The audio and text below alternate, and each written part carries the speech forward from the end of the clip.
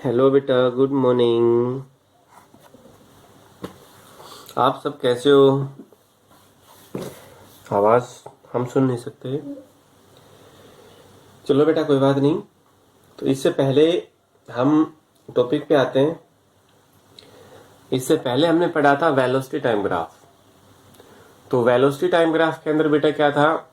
The graphically relation between velocity and time is known as velocity time graph. जो velocity और time के बीच में जैसे ग्राफ आता है वो यूनिफॉर्म का देखते हैं, नॉन यूनिफॉर्म का देखते हैं, वेरिएबल वगैरह जो है। तो उनके बीच में जो ग्राफ हमने प्लॉट किया था, कांस्टेंट की टर्म में भी प्लॉट किया था, वो आपके पास क्या था? एक वेलोसिटी टाइम ग्राफ। और वेलोसिटी टाइम ग्राफ हमें क्या फाइंड आउट कराता है? डिस्प्लेसमेंट को फाइंड आउट कराता है। डिस्प्लेसमेंट कैसे मिलता था? जो आपके पास एक स्ट्रिप थी, स्ट्रिप का नाम कुछ भी रख लीजिए, ABCDPQRS। जो स्ट्रिप थी, उस स्ट्रिप का जो एरिया आया था, वो एरिया बेटा किसके बराबर था? उसके डिस्प्लेसमेंट के बराबर था। तो after conclusions velocity time graph we find out the displacements. तो इसमें कंक्लूजन क्या निकला वेलोसिटी टाइम ग्राफ में? कि हम डिस्प्लेसमेंट को फाइंड आउट कर सकते हैं।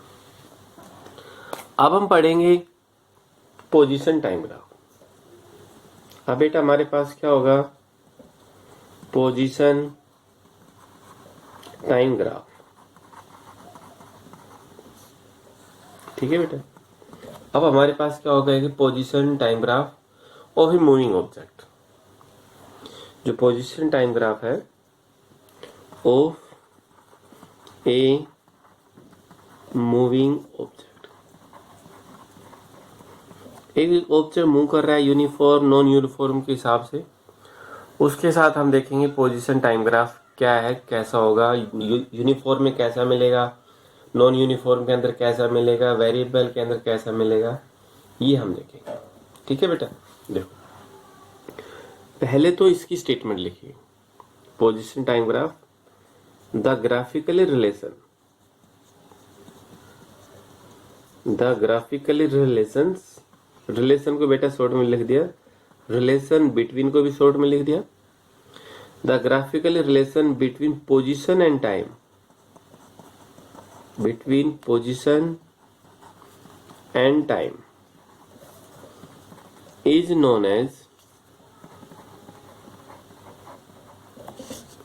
known as position time graph, position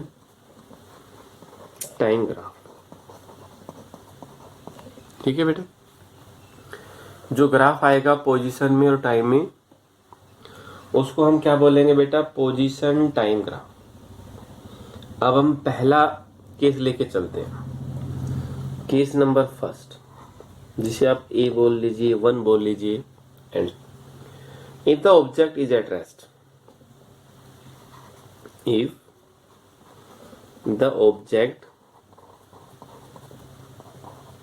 is at rest.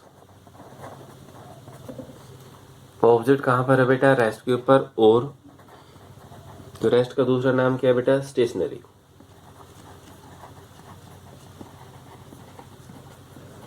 जो रेस्ट है उसको हम क्या बोलते हैं? स्टेशनरी। ऑब्जेक्ट रेस्ट के ऊपर है या स्टेशनरी के ऊपर है, तो हमें पोजीशन टाइम ग्राफ प्लॉट करना है। तो पोजीशन टाइम ग्राफ कैसे आएगा? देखो,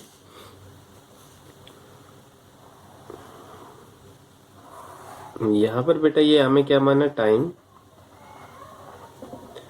और यहां पर हमने क्या मान लिया? पोजीशन। ठीक है बेटा। अब ऑब्जेक्ट कहाँ है? एट रेस्ट, या उसकी पोजीशन कहाँ है? At rest. रेस्ट के ऊपर से हम कहीं पर भी मान ली, यहाँ पर हमने ये पॉइंट है, ओरिजिन ओ से रिप्रेजेंट कर दिया, ये ए पॉइंट के ऊपर। तो इस ए पॉइंट के ऊपर पोजीशन फिक्स है। टाइम पीरियड आप कितना भी बढ़ाओ, यहाँ पर उसकी वैल्यू फिक्स होगी।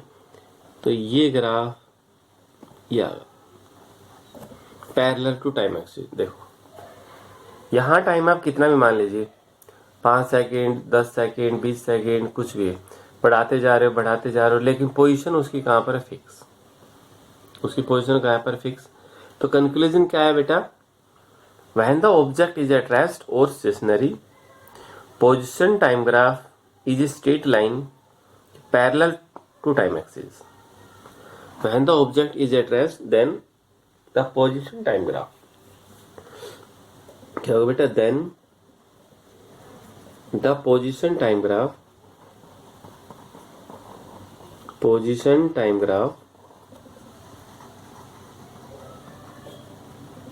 is parallel position time graph is parallel to the time axis। जो टाइम एक्सिस है उसके पैरेलल में आएगा। बुक को अगर आप फॉलो करोगे तो बुक के अंदर यही दिया हुआ मिलेगा आपको। टाइम आपने सडनली इंक्रीज किया, जैसे जैसे आप टाइम सडनली इंक्रीज करते जा रहे हो तो उसके केस में पोजीशन टाइम ग्राफ है वो कहां पर आ गए थे, फिक्स पोजीशन। ठीक है बेटा। दूसरा केस देखते हैं। दूसरा केस क्या है, object is in uniform motion. Object is in uniform motion. Object है किसके अंदर है बेटा, है यूनिफॉर्म मोशन अलोंग ए स्ट्रेट लाइन। अलोंग यानी यूनिफॉर्म मोशन है हमारे। तो इसके केस में हमने पोजीशन टाइम ग्राफ को प्लॉट करना है। देखो क्या था बेटा, uniform motion, object in uniform motion,